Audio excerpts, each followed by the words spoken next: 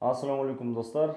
Так, біздің өз жолың атты реалитидің үшінші қатысушысы есімі Нұрдәулет. Бағанағы екінші де Нұрдәулет болып, бұл үшінші Нұрдәулет. Былай айтқан кезде. Нұрдәулет бізде Қызылорда қаласынан, Шиелі ауылынан. Жалпы енді Нұрдәулет өзіңмен таныстырып өтсең халыққа. Ассалаумағалейкум, менің есімім Нұрдәулет, жасым 23-те. Айтып өткендей Қызылорда облысы, Шиелі ауданының тумасымын. Руым Найман. Өзіме келетін болсақ, негізі өзім қарапайым отбасынан шыққан жігітпін. Толыққанды отбасынан, ата-анам барлығы бар. Үйде 4 ағайындымыз. Негізі балалық шаққа айтатын болсам, ата-анам мен 5-ші сыныптан кейін ажырасып кеткен. Содан бері өзім анаммен бірге тұрамын. Үйде 4 ағайындымыз. Үйдің үлкені боламын. Менен кейін інім, қарындасым, содан ең кішкентай інім бар. Өзім 15 жастан бастап Алматыға келіп оқу бастағам. Осы жақта колледж оқығам 4 жыл. Қазіргі таңда Алматыда жүргеніме 9 жылға жуықтап қалыпты. Алматыға келіп ең бірінші бастаған жұмыстарым ол официант болып жұмыс істегем. Сабақпен, оқумен араластыру үшін. Диплом алдым, одан кейін өзімнің көрейін дедім, өзімді сынап, содан бері официант жұмыс істедім тағы да. Уже официанттан болашақ ары қарай өну көрмегеннен кейін басқа жұмыс істей бастадым. Сол кезде карантиннен кейін курьер доставка дегендер өте хит болып жатты ғой. Сол кезде соған уже алмаса бастадым. Одан негізі табыс жақсы емес, жақсы табыс барлығы жақсы, бірақ сәл денсаулықты алатыны бар. Былайынша айтқанда қауіптірек. Өйткені қай жерге жолға шығу зияны көп негізі өмірге. Сода 3,5 жылдай болды, осы жыл 4 жыл болады екен, доставка істеп келе жатқаныма. Басқа өзім отбасы құрғанмын. 2 жылдан асты отбасы құрғаныма, бір қызым бар. Негізі өзіме артылып отқан жауапкершілік, үміт көп. Өйткені үйдің үлкені болғандықтан, өзімнің артынан ерген бауырларым болғандықтан, солардың алдындағы борышым өте көп деп ойлаймын. Себебі енді үйдің әке орнына әке болғандықтан өзіме үлкен жауапкершілік аламын. Одан бөлек өзімнің кішігірім отбасым бар, оны асырау керек дегенде, ол жақтан да мен бір үйдің бір кішкентай қызын өзіме жар етіп алғаннан кейін, ол жақтан да маған деген жауапкершілік көп. Соның барлығын өзім түсінгеннен кейін, өзіме жұмыс істеу керегін түсінгеннен кейін, болашаққа нақты қадамдар басу керектігін білгеннен кейін, осындай сіздің арқаңызда, сіздің жолыңызда, сіздің бізге беріп жатқан үлкен мүмкіндіктеріңізді пайдалану арқылы осы реалитетке келіп отқан жайым бар. Алла қаласа бұйырғанын көреміз. Енді бір Алланың қолында, барынша қолымыздан келгенше тырысамыз, қолдан келгеннің барлығын жасаймыз. Сен қазір сонда анаңмен бірге тұрасың ғой, Негізі әкем, негізі сол 5-ші класста ажырасқаннан кейін әкем бір жылдан кейін өзінің басқа семьясын құрып кетті. Одан бері анаммен тұрам. Анаммен тұрғаннан бастап менде енді осы видео арқылы өзімнің анама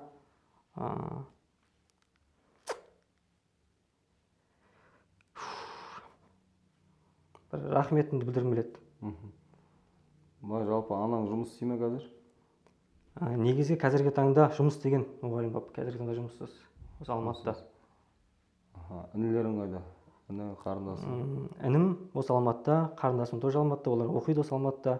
Ең кішкентайым 9-ші класс оқиды, өзіміздің Шиеліде.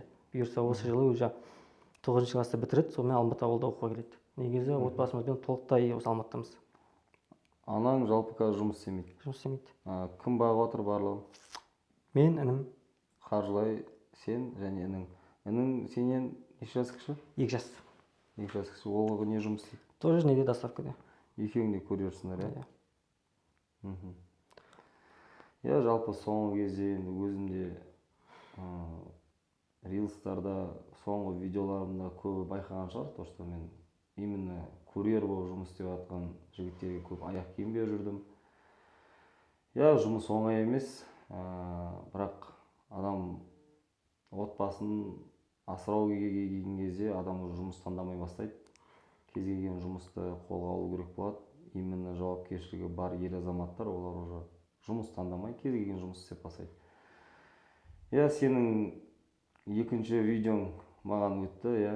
Екінші видеоны көргеннен кейін мен уже ойландым. Бірінші видеоны көрген кезде қаншама адамдар ойлаған сияқты, андай креативный, мобилограф, сондай балдар іздеп жатыр деп. И бірінші видеодан кейін мен ойладым, ладно деп. Екінші видеоны көрген кезде мен ой келді, осы балаға мүмкіндік беру керек деп. Жалпы біздің өз жолың атты реалитидан не күтесің негізі? Иә, негізі сөзіңізді бөлсем, жаңағы негізі айта кетейін, бірінші видео қалай болды, екінші видео қалай болды. Негізі сіздің видеоңызды көргеннен бастап мен жұмыста жүргенмін, өзім таңғы 3-те сол кезде көрдім. Содан бері өзім түсіру керек деген ниет болды менде. Сонымен жалғыз өзім бардым да, Сайранда көл бар ғой, жақында ашылып жатқан. Сол жаққа жалғыз өзім бардым да, просто так видео түсірдім өзіме арнап. Ол видео оңай болған жоқ маған. 30 шақты видео түсірдім, бір өзіме өтетін бір 5 видеоны таңдап алдым ішінен. Үйге келдім да, өзім келіншегіме айттым, осындай болып жатыр екен, мен қатысам дедім, мына видеомды көрші деп келіншегіме ақылдастым. Сосын ол көрді де, мына видеоң өтпей қалуы мүмкін, сөздерің нақ емес, сен ойыңды нақты жеткізе алмай тұрсың, өзіңе не керек екен, давай мынаны бүйтейік деп, сонымен түстен кейінге дайындалдық, сценарий жазып қағазға алып. Сонымен өзім жұмыстан келдім да, сценарий бойынша қағаз жазып түсірдік. Сөйтіп түсіргеннен кейін, видеоны салғаннан кейін уже уайым басталды менде. Қалай болады, не болады, может өтпей қалған ба, уже психологически ауырып қалдым ба. Ойлай беремін, жұмыста жүремін, қалай болады, не болады. Уже 2 күн солай болды, тамақ ішпеймін, ұйықтамаймын, жұмыс өнбей жатыр. Сонымен уже сосын сіздің бір историяңыз шықты ғой, бүйтіп айтқан. Жігіттер маған андай мобилограф жалдаған, студия жалдаған, андай жасанды сөздермен айтатын жігіттер керек емес, нақты өздеріңнің ойларыңды нық білдірсеңдер, соның өзі маған жеткілікті деген сол сөзді мен нық түсіндім да, уже жұмыста жүрдім да, өзім блокнотым бар да, сол блокнотқа өзімнің ойымды прямой жаздым. Сөйтіп прямой жазып, сонымен үйге барып, үйден телефонымды алып түсірем деп жатқан кезде қағазым жоғалтылды блокнотта. Сонымен үйге бардым да, қайтадан жаздым блокнотқа өзім ойымды, әйелім отырып алып екеуміз. Жаздым да, осы видеоны мен салу керекпін дедім. Ешқандай да сөзді өзгертпеймін, ешқандай сөз қоспаймын. Өзім не айтамын, соны уже мүмкіндікті жіберіп алғым келіп тұрған жоқ қой сізге деген. Сонымен тұрдым да, қайтадан әйелім түсірді видеоға, нық айтты ғой жерде, жаңағы қиналдым ма, көп сөздерді қысқартып тастадым, ұялдым, кейбір неге сөздерді айттым, бірақ қысқартып ұят болып қалар, ағайын туысқаннан может дедім да. Сонда да уже екінші видеоны салған кезде сәл уверенность пайда болды менде. Уже мен шынайы жеткізе алдым деп ойладым да, ішінде не бар екен. Сонымен солайынан сізге салдым, сәл бір уверенность күттім негізі, мен өтіп қалады шығармын деген сенім қатты арттым сізге деген. Сіз айтып жатсыз ғой, реалитиден не күтесіз? Көп нәрсе күтемін, негізі мен айттым ғой, сол топ 5-тің өзіне ілінудің өзі маған үлкен жеңіс, өйткені мен саудада ешқашан болмағанмын, өзіме қызық, негізі өзім кез келген жұмысқа алып кетуге тырысамын. Сіздің жұмысыңызды мен білім мен үшін маңызды, өйткені мен сол нәрсені түсіндім да, мына өмірде адам өз-өзіне құйған білім ғана екен адамды кез келген жерден алып шығатын. Ал оған дейін ақша или нәрсе уже маңызды емес екен. Білім, мына миға құйған нәрсенің барлығы ол адамды кез келген тығырықтан, кез келген жерден шығаратынына мен уже сенімді болдым. Солай негізі сондай ойдың үстіне жүргенде сіз кәдімгідей маған айтады ғой, почкадан берді Құдай деп айтты деген сияқты, мен тіледім, сіз шықтыңыз, и сол мүмкіндікке мен қарай жүрдім ба. Дәл солай сізге деген рахмет сізге, осындай жастарға мүмкіндік беріп жатқаныңызға. Негізі болашақта айтады ғой, халыққа пайдаң тимесе де зияның тимесін дейді. Өзімнің пайдамды тигізуге, осы бір елім үшін, жерім үшін бір өзімнің бір нық орнымды қалдырып кеткім келеді. Өзім айтып жатырмын, сапалы аяқ киімді, сапалы заттарды өзім жерлестеріме ұсынғым келеді. Сіз жасаған жолмен жүруге тырысамыз. Жалпы мен өзім өмір бойы түсінген нәрсем, шыншыл адам ол өзіне бірінші сенімді болады, потому что өтірік айтатын адам, өтірік құрастыратын адам әрдайым бір уайымда жүреді, как будто сол бір өтірік ашылып кететіндей ше. Мен сол үшін өзім шыншылдықты жақсы көремін. И мен ол стористі салған есімде, себебі көп жігіттер анандай сценариймен видео түсіріп кетті да. И мен ойладым, жігіттер ең бастысы шын ниет. И видеоның арғы бетінен қазір данный момент даже бұл бізде рилс шыққан кезде қаншалықты сен мықты актер бол, иә, көздегі нәрсе ол көрініп тұрады, жүректегі нәрсе ол көрініп тұрады. Жүректен шыққан сөз ол жүрекке жетеді. Мен сол нәрсені білемін, и шыншылдық ол әрдайым ол жеңіп шығады.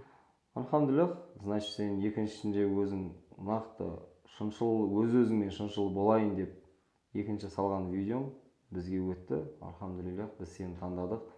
Ендігі алдағы уақытта енді осы алған мақсаттан таймау керек. Талпыныс өшіп қалмау керек. Неге 3 ай? Себебі адам бірінші бір айлықта энергичный болады ғой енді. Келеді, ой, қазір көрсетемін. 3 айда уже адамның характері көріне бастайды. Ол действительно ол магазинді алып жүре ала ма? Я, мен магазинді ашып беру, альхамдулилля, Аллах Тағала маған сонда мүмкіндік берді. Мен адамдарға, еліме бір пайдалы ер болуға ше. И осы жағдайдан кейін мен қазір саған немесе басқа біреуге бір жұма қасымда алып жүріп, барлығын үйретіп, бір дүкен ашып берсем, сен ол қолыңнан келмесе, Аллахтың қалауымен бүкіл затты сата алмай, жұмысты жүргізе алмай, мүмкін ол басқа бір жігіттің, алып кететін бір жігіттің тағдыры шығар деген еді. Мүмкін ол бір қазақ еліндегі бір отбасына бір реально бір жеңілдік болар ма еді деген еді. Сол себептен 3 айға біздің реалити созылады. 3 ай бойы сендердің мойындарыңа мініп алып, теория айтып, құлақтарыңа отырып алып, бейтіңдер, сөйтіңдер, әртүрлі ертегілер айтатын ниетім жоқ. Реально мен сендерге практикамен көрсетемін. Сендер өз қолдарыңмен сол сауданы жұмыс істеп көресіңдер. Сауда қаншалықты, қай жерде рисктар бар, қай жерде пайда бар, қай жерде қалай, полностью сендер оны өз бастарына өткізесіңдер. Сол себептен осы алған мақсаттарынан таймаңдар.